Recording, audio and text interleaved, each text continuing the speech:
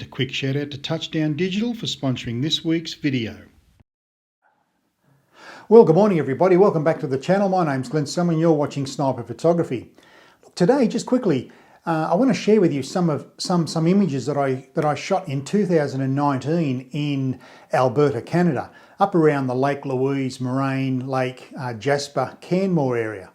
Now, before I tell you about those images, I travel to Canada and the United States probably every 12, 14 months, and I usually go between 4 and 5 weeks. Now, these shots were taken in 2019. That was the last time I was there. I had a plan to go 2020. Unfortunately, COVID put paid to that. And then this year, 2021, once again, COVID put paid again to that trip.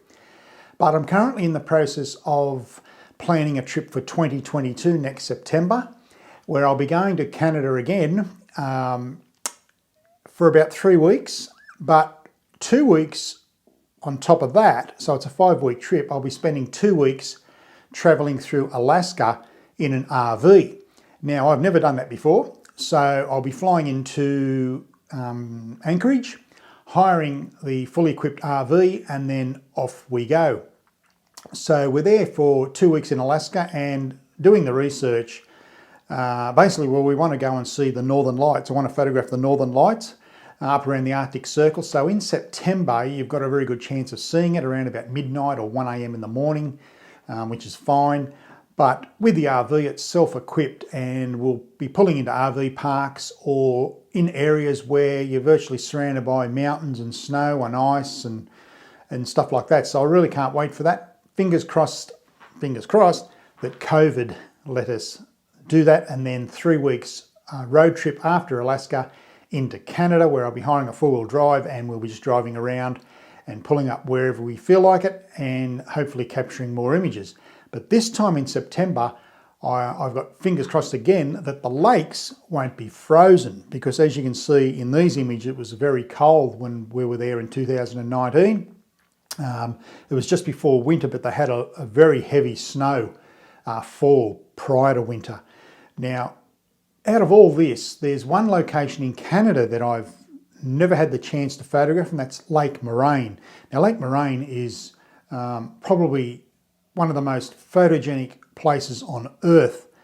Now, the last 3 times I was in Canada, which was fairly recently, 2017, 18 and 19, I was unable to get to Lake Moraine, so I don't have any images for Lake Moraine here on this video today, because the last 3 times, twice it was locked. You couldn't get in because of snow and ice and landslides or avalanches. They have avalanches in that area there. And then the 3rd time, it was just too busy.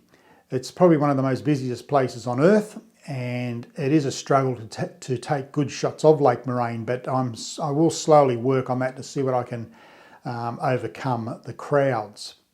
But having said that, these images once again were taken in Canada, Lake Louise, Jasper and the Canmore area.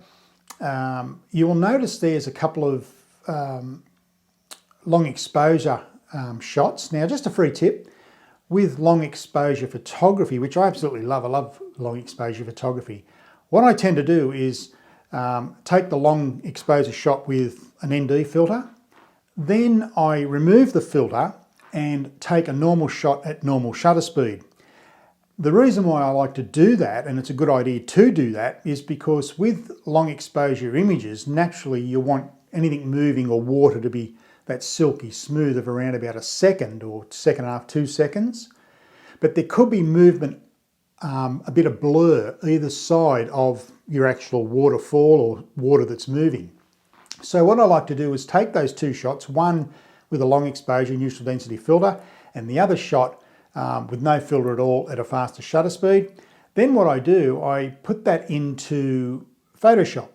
Now, Photoshop can work this trick, Lightroom can't do this, and you merge the 2 images together if you feel like the first long exposure image is a little bit off, so to speak. So that's a good tip. If you're taking long exposure images, always take one without filtration, and then if you have to merge them together as layers in Photoshop, well then it'll save your image and you'll get a beautiful pin sharp long exposure image. So just a free tip there. I had to do that to a couple of images which you'll see in this video today.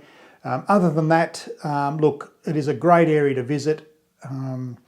If you can get there one day, just make it a once in a lifetime trip, because it is absolutely magnificent. And well, before I show you these images, there's one thing that I noticed when I went to those two countries, well, especially Canada and the United States, that their light is a lot different to ours.